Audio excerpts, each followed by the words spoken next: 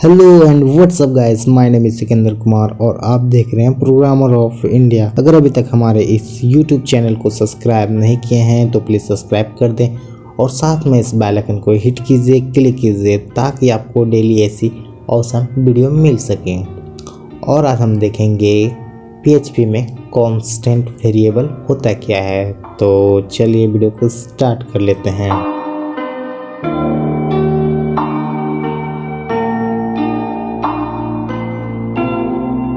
और अगर अभी तक हमारे इस PHP ट्यूटोरियल का प्लेलिस्ट ज्वाइन नहीं किए हैं तो आप ज़रूर इसे एक्सेस कर लें और इसमें बेसिक टू एडवांस हम लोग PHP देखेंगे। तो इसे आप ज़रूर ज्वाइन कर लें और अपने दोस्तों के पास ज़रूर शेयर कर लें, ठीक है। और चलते हम लोग अपने VS कोड के अंदर और यहाँ पे हम लोग देखेंगे कांस्टेंट वेरिएबल होता क्या है। तो हमने एक यहाँ पे कांस्टेंट अंडरस्कोर वेरिएबल नाम से फाइल बनाया है और यहाँ पे PHP का ओपनिंग एंड क्लोजिंग कर देते हैं, ठीक है। इसके होने के बाद हम लोग PHP में वेरिएबल देखे थे और वेरिएबल हमारे पास दो प्रकार का होता है। पहला होता है लोकल वेरिएबल और दूसरा हमारा होता है ग्लोबल वेरिएबल। तो लोकल वेरिएबल हम लोग पहले ही देख चुके हैं, ठीक है, और हमने कुछ वहाँ पे नहीं बताया। अगर हम लोग एक वेरिएबल को, ठीक है, $x नाम से एक वेरिएबल बनाया है और उसके अंदर अगर हेलो डाल दिया, ठीक है, और सेमीकोलन ऐड कर लेते हैं और इस चीज़ को हम लोग इको कर लेते हैं, ठीक है। तो इको हम लोग x कर लेते हैं, सेमीकोलन ऐड कर लेते हैं और इसको हम लोग कॉपी पाथ कर लेते हैं, ठीक है।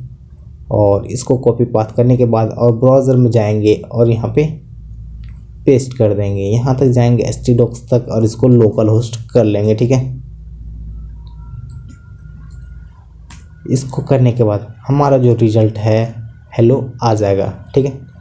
और हेलो आने के बाद अगर $x को फिर से हम लोग लेंगे, ठीक है, और इस चीज़ को हम लोग यहाँ पे अपना चैनल का नाम लिख देंगे, ठीक है।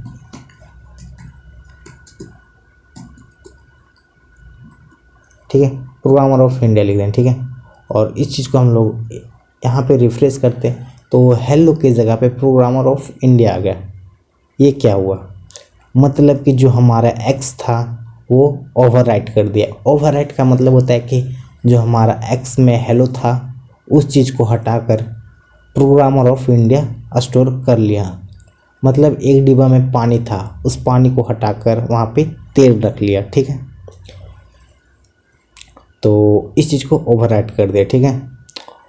और इस चीज़ को यहाँ पे स्ट्रिंग नहीं और भी कुछ डाल सकते हैं। तो $x और यहाँ पे हम लोग 10 लिख देते हैं, ठीक है। और इसको सेमीकोलन से बंद कर देते हैं और ब्राउज़र में जाते हैं, यहाँ पे रिफ्रेश करते हैं तो जो प्रोग्रामर ऑफ इंडिया था वैल्यू उसको हटाकर 10 यहाँ पे प्रिंट हो गया, ठीक है। तो ये हमारा लोकल वेरिएबल हो गया। अब हम लोग देख लेते हैं ग्लोबल वेरिएबल, ठीक है। ग्लोबल वेरिएबल होता क्या है, तो ग्लोबल वेरिएबल हम लोग फंक्शन में देखेंगे। तो पहले देख लेते हैं कांस्टेंट वेरिएबल होता क्या है। तो कांस्टेंट वेरिएबल, तो इससे पहले यहाँ पे डिफाइन लिखना पड़ेगा। डिफाइन मतलब हम लोग उस चीज़ को डिफाइन कर रहे हैं, ठीक है।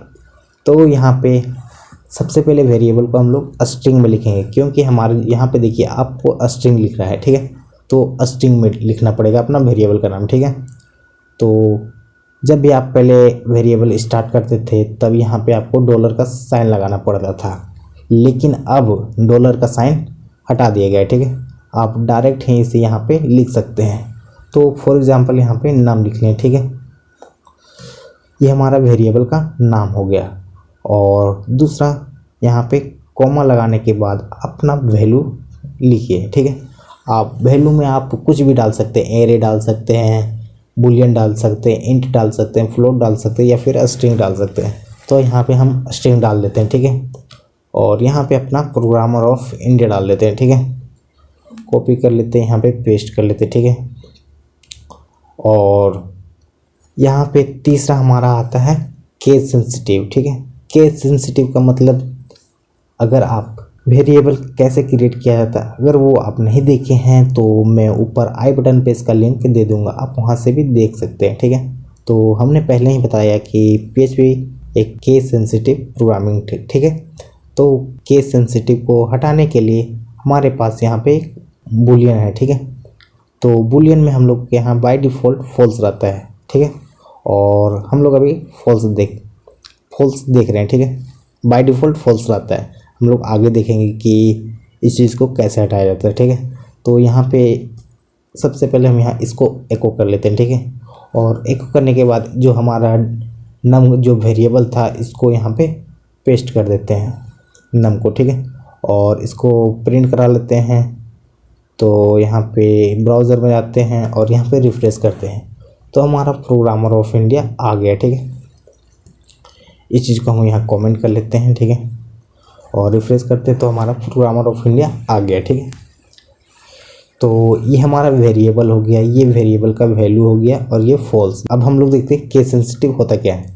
तो यहाँ पे बाय डिफ़ॉल्ट फॉल्स था, और यहाँ पे डॉलर नम, ये हमारा जिसमें डॉलर नम था उसी तरह हम लोग यहाँ पे प्रिंट करा लिए हैं। अब हम लोग चाहते हैं कि नहीं कि इको कर लेते हैं, और हम लोग एन को कैपिटल कर लेते हैं और यहाँ पे NUM। ठीक है, अगर इस चीज़ को हम लोग प्रिंट कराएंगे तो हमारा यहाँ पे एरर आएगा। ठीक है, फर्स्ट में प्रोग्रामर ऑफ इंडिया आ गया क्योंकि हम लोग यहाँ पे पहले ही यूज किए थे। ठीक, अब इस चीज़ को कमेंट कर लेते हैं और ब्राउज़र में जाते हैं और रिफ्रेश करेंगे तो एक यहाँ पे, सॉरी कंट्रोलर से सेव नहीं हुआ।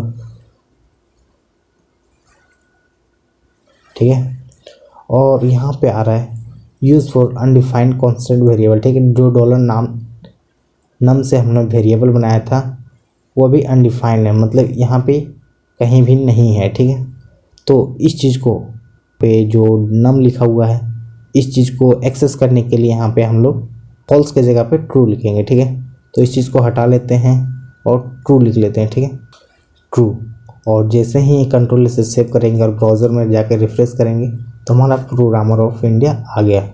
अब ये क्या लॉजिक है, तो जो यहाँ पे जो बूलियन यहाँ पे आता है ये केस सेंसिटिव को यहाँ पे रिमूव कर देता है ट्रू पे।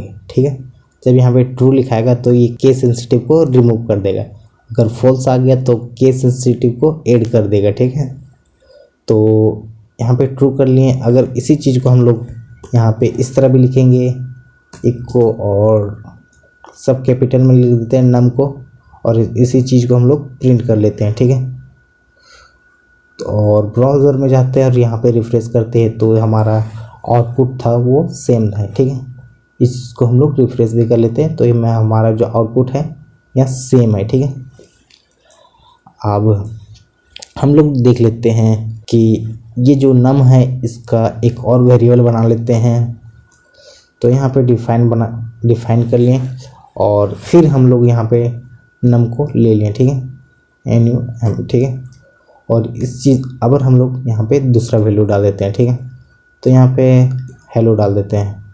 ठीक है, और बाय डिफ़ॉल्ट हमारे यहाँ पे फॉल्स लेता है तो हम लोग यहाँ पे कोई भी चीज़ नहीं डालते। ठीक है, और सेमीकोलन ऐड कर लेते हैं और यहाँ पे इको कर लेते हैं और इको हम लोग नम कर लेते हैं। ठीक है, और ब्राउज़र में जाते हैं, यहाँ पे रिफ्रेश करते हैं तो इस चीज़ को पहले हम लोग यहाँ से हटा लेते हैं और यहाँ पे रिफ्रेश करते हैं तो हमारा आ गया कांस्टेंट वेरिएबल। ठीक है, कांस्टेंट नम ऑलरेडी डिफाइंड।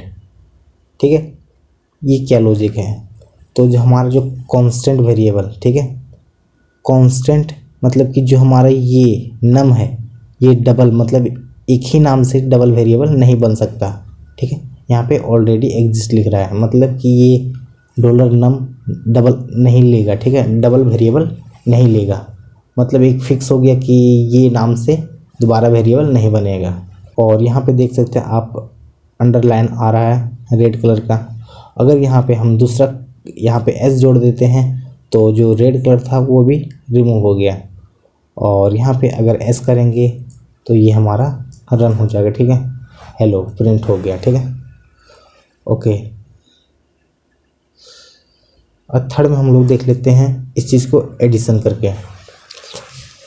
तो एडिशन हम लोग आगे देखेंगे कि PHP में एडिशन कैसे करते हैं, तो हम लोग अभी बाय डिफ़ॉल्ट देख लेते हैं। तो यहाँ पे सबसे पहले डिफ़ाइन कर लेते हैं और डिफ़ाइंड में हम लोग यहाँ पे वैल्यू डाल देते हैं, टेस्ट नाम से वेरिएबल बना लेते हैं और इस चीज़ को हम लोग यहाँ पे कॉमा देने के बाद यहाँ पे 10 लिख देते हैं, ठीक है, और सेमीकोलन यहाँ पे एडिट कर लेते हैं, ठीक है। और यहाँ पे वेरिएबल बना लेते हैं, सबसे पहले ग्लोबल वेरिएबल एक बना लेते हैं, ये सॉरी लोकल वेरिएबल बना लेते हैं तो वेयर नाम से, ठीक है। और इस चीज़ को हम लोग टेस्ट को यहाँ पे पहले ऐड कर लेते हैं, ठीक है, ठीक है। और जो हमारा टेस्ट है इसमें 20 प्लस हो जाए, ठीक। और सॉरी यहाँ पे सेमीकोलन ऐड कर लेते हैं और इको कर लेते हैं, इको डॉलर वेयर, ठीक है। और सेमीकोलन ऐड कर देते हैं, इस चीज़ को रिमूव कर लेते हैं। ब्राउज़र में जाते हैं, यहाँ पे रिफ्रेश करते हैं तो हमारा ये हेलो को पहले रिमूव कमेंट कर लेते हैं और यहाँ पे ब्राउज़र में जाते हैं, यहाँ पे रिफ्रेश करते हैं तो हमारा 30 आ गया है। मतलब कि जो हमारे पहले 10 था उसी चीज़ को यहाँ पे 20 से ऐड कर दे, ठीक है, तो हमारा टोटल हो गया 30।